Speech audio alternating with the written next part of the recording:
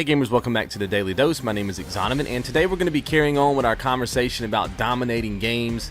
Yesterday we talked about knowing your role, knowing what kind of player you are, whether you're going to be like a story-driven player, just a trophy and achievement hunter, maybe you want to do everything in the game. We kind of talked about that and kind of defined what kind of player you are. Today we're going to basically just be expounding on that and talking about the difficulty in the games, how you can eliminate difficulties in the game, and we're going to be talking about user menus and things of that nature when it comes to games. So let's go and get this thing started. Now, normally when you start a game, most of the time, in most cases, you have three different difficulties, right? You have easy, normal, and hard.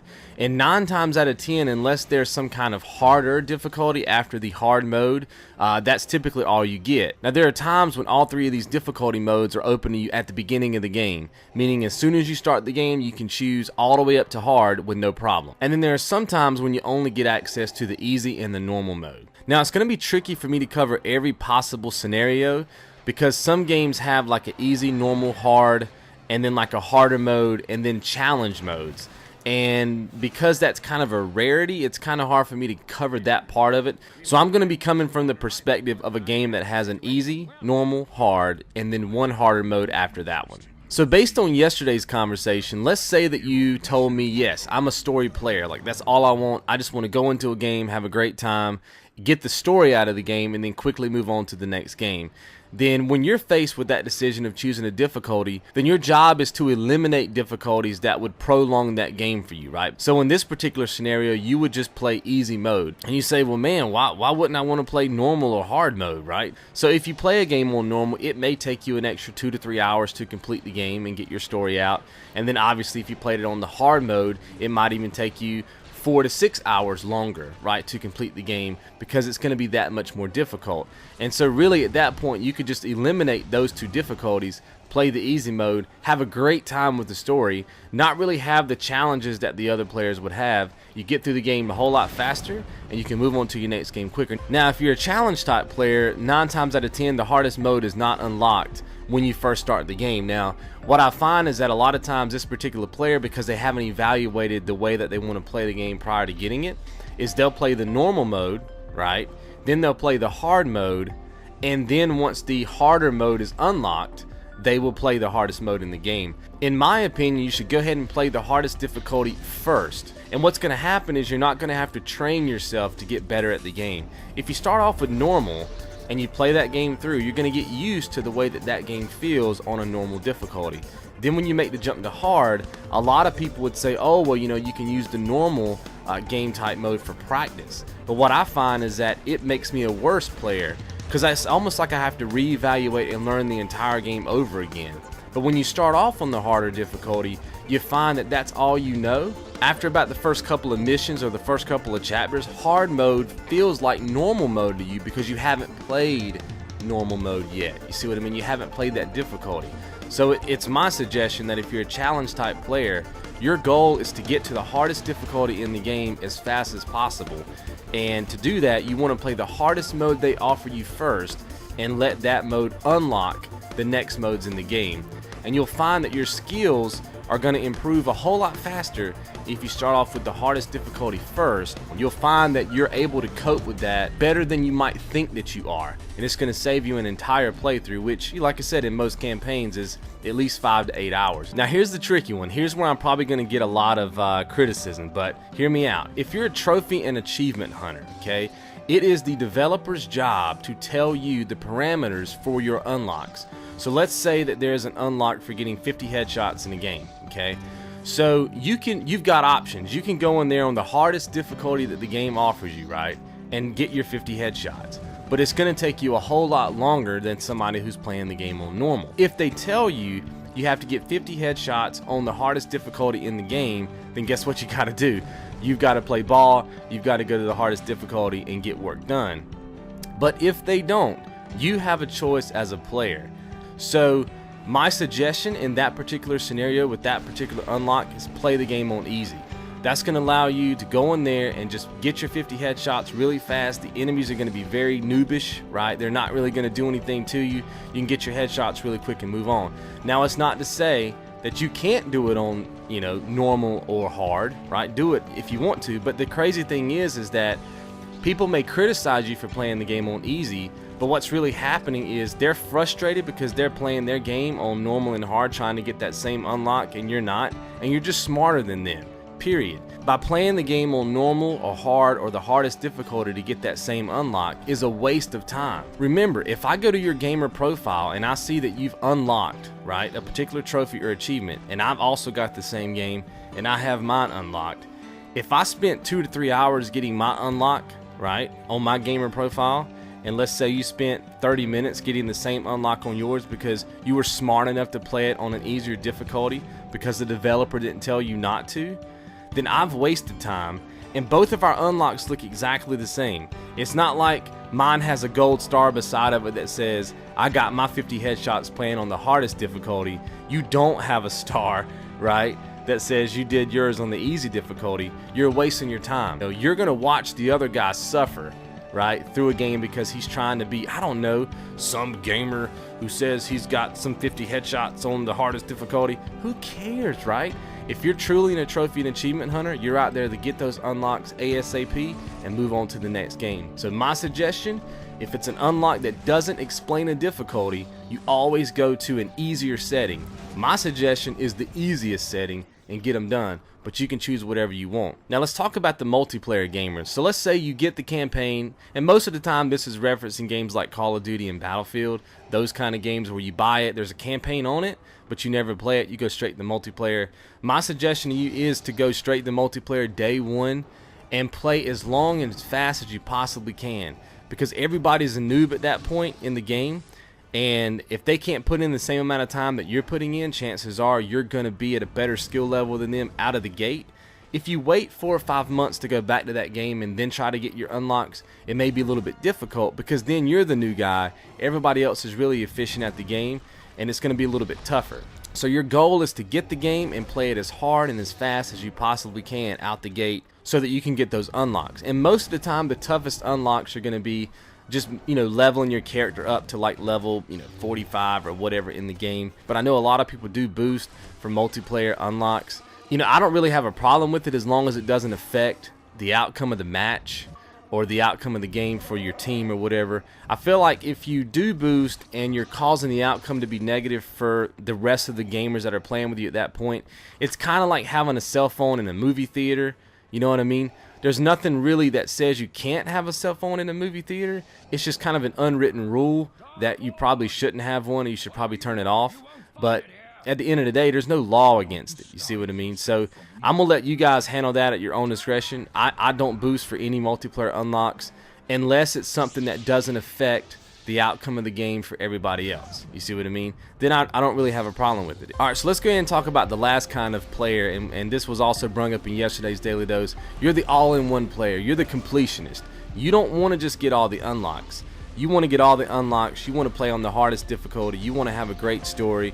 You want to complete the game 100%. You want to explore every inch of the game, especially if it's like an RPG game or like a Borderlands. You want all the guns, you want all the ammos, you want all the costumes. That's how you play. And I think a lot of people on this channel play that way. So let's talk about it. Now, the biggest challenge for an all-in-one player is going to be, in my mind, is going to be whatever the hardest difficulty unlock is in the game. That's going to be a hard challenge, and then doing the collectibles. Those are going to be the trickiest unlocks that you have to do. Now in tomorrow's dose, we're going to be talking about categorizing unlocks and looking at the game a bit different. So I'm not going to cover that today, so expect that tomorrow. But I will say, in terms of the difficulty levels, you want to eliminate the normal difficulty level. And you're probably saying, well, why would I want to eliminate the normal mode? Because I think as gamers, we're geared to always play that normal mode. But the reason why you want to eliminate the normal mode is because normally on the easy mode, you can do speed runs. And you can typically make 2 speed runs on the easy mode in the same amount of time that you can play the normal mode your first time out the gate. Because 9 times out of 10, when you're an all-in-one player, you're looking at a minimum of 2 playthroughs, a maximum of 4 playthroughs, and that just depends on how many difficulty levels are passed hard. So like if it's Max Payne type, you had your hardest difficulty, then you had the New York Minute, then you had New York Minute Hardcore, right? Do you see what I mean? Most of the times though, it's going to be 3 playthroughs. You want your 3 playthroughs to be as fast as possible. You know that one of those difficulties is going to have to be the hard mode, because there's usually an unlock for that mode that unlocks the hardest difficulty in the game. that hardest difficulty is going to be 2 playthroughs. You've played hard and the hardest mode. So the question is where does your other 1 to 2 playthroughs come in at? You want them to be fast, so you want to play those on the easy mode. Now in this particular scenario, you're using easy mode for 2 things. Your first playthrough is on easy, not hard, straight on easy. You play through on easy, you get as many of the unlocks out as you possibly can that are just story driven, right? Beat the level or beat a boss or whatever. Remember, it's about playing smart. You don't have to beat the boss on the hardest difficulty to get the unlock unless the developers told you that you had to do it. You see what I mean? So you play it on easy, you're gonna get probably 30 to 50% of your unlocks out on an easy mode, and typically you're gonna do it because you're gonna be speed running it in less than 5 hours. And in the example of Crisis, you could probably have done it in 2.5 hours. So you're getting around 50% of your unlocks out in about 3 hours, 3 to 5 hours depending on the game, right? Depending on how long the game is. That is super fast. You're gonna get unlocks like get 50 headshots with a gun. You're gonna get unlocks like get 100 kills with a certain weapon. You're gonna get unlocks for beating missions. You're gonna get unlocks for beating bosses, because that's typically how the unlocks work. And we'll talk about that tomorrow, but you get my point. And you're gonna be doing it super efficiently. Now you could come home and play it on normal, but it's going to take you about 2 to 3 more hours to complete the campaign. You're going to get the same unlocks. You see what I mean? And you can see already that you've already wasted a couple of hours on that game, and you've gotten the same return on your investment. You've still got the same amount of unlocks that you would have gotten had you just played it on easy to begin with. Now as soon as you finish that easy run, you go straight to hard, right? This will be your second run on the game. There's going to be a little bit of a learning curve, right? But you're going to know the maps, you're going to know the area, you're going to know the layout. Remember, you skip normal. Now this is where you kind of want to take your time and learn the game and play it as best you can. Remember, you're not going to have to worry about some of the unlocks. You're not going to have to worry about getting 50 headshots with a gun because you've already got that. That is your practice run for the hardest difficulty in the game, and that's what you want to be thinking about. So as soon as you're done with that hard difficulty and the hardest mode in the game unlocks, the hardest difficulty unlocks, go straight into that, use your strategies, beast it out, do your thing, complete it. Now the only unlocks that you want to be thinking about while you're playing on the hard and the hardest difficulty in the game are the unlocks that specifically say you can only get the unlock if you playing it on the hard or the hardest difficulty. So it may say, you know, beat this boss within 2 minutes on the hard difficulty. Now those are the ones you're going to have to really try to get done during that playthrough, because obviously you don't want to have to come back to that. Now most games have like a mission select, so if that's the case, I wouldn't really worry about it. But if the game doesn't have a mission select, you're going to want to nail that down on that run. And we'll talk about more of this in tomorrow's Daily Dose about categorizing unlocks, but you do want to make sure that you're knocking out anything that's difficulty specific while you're making those 2 runs. So by the time you're done with those 3 runs, right, your easy run, your hard run, and then it unlocks your hardest difficulty, you knock that one out, you're not going to have many unlocks left. 9 times out of 10, the unlocks you're going to have left are the collectibles, and maybe some objective based ones like, you know, complete this mission within 2 minutes or something like that. That's the ones you're going to have left. It's probably going to be less than 15 out of your entire 50. You know, and most of the times it's less than 10. Now you want to use that last easy mode run as your collectible cleanup, right? That's typically what you're going to be spending a lot of time on with that last run. It's just getting all the collectibles that you may have missed and that sort of thing. And the reason why you want to start off playing it on easy, then hard, then hardest, is because by the time you're done with those 3 modes, there's videos up online for where the collectibles are. People have written on forums where the collectibles are, because your last run you're going to need to go in and get the collectibles. And remember, you haven't spent a lot of time getting the collectibles on your first 3 runs. But if you do accidentally pick up a collectible, you want to make a note of it and where it is. Because when you check a video online, or when you check a strategy guide, or when you check a forum, you need to be eliminating what you found already, especially if the game doesn't give you that heads up as a list of what you actually have. And if you guys go back and read some of my Crisis 3 comments for Suited Up and Geared Up, those 2 videos, that's the majority of those comments. It's people who, you know, I had one dude had to play back through the game 4 times, right, because he wasn't taking notes. And I finally advised him, hey, go through, take notes of everything you're getting, and then just check it off of what you see in the video. And then he got the unlock immediately. So that's my advice to you if you're an all-in-one type player. If you want to do everything in the game, you got to have a notepad, right? You can use the strategy guide if you want. I'm going to be talking about that in another video coming up in the next couple of days. But you gotta have a notepad, you gotta take notes, especially when it comes to the collectibles. That's the real deal right there. That's gonna save you so much time. Remember, you're trying to do everything in the game, but you're not trying to make it take you 80 hours to do it either, right? If mathematically you can complete that game as an all-in-one type player, you can get every secret, every unlock, everything in the game, and let's say mathematically it's a 40-hour experience, you want your playtime to be exactly 40 hours. If it ends up being 60 hours for you, you've wasted 20 hours. You see what I mean? That's how I tend to play games. Now for me, it's a little bit different because I film for YouTube and I do Let's Plays sometimes, and I know people like to watch those on the normal difficulty. So sometimes it's hard for me to follow this rule, but if I were playing a game in the privacy of my own home and I was not filming for YouTube, that's exactly what I would do. Play on the easy mode first, go straight to hard, go straight to hardest, and then clean up on easy. I would skip the normal difficulty completely. It's an absolute waste of time in my opinion. But obviously you can adopt these rules however you want, but that's how I would play it out.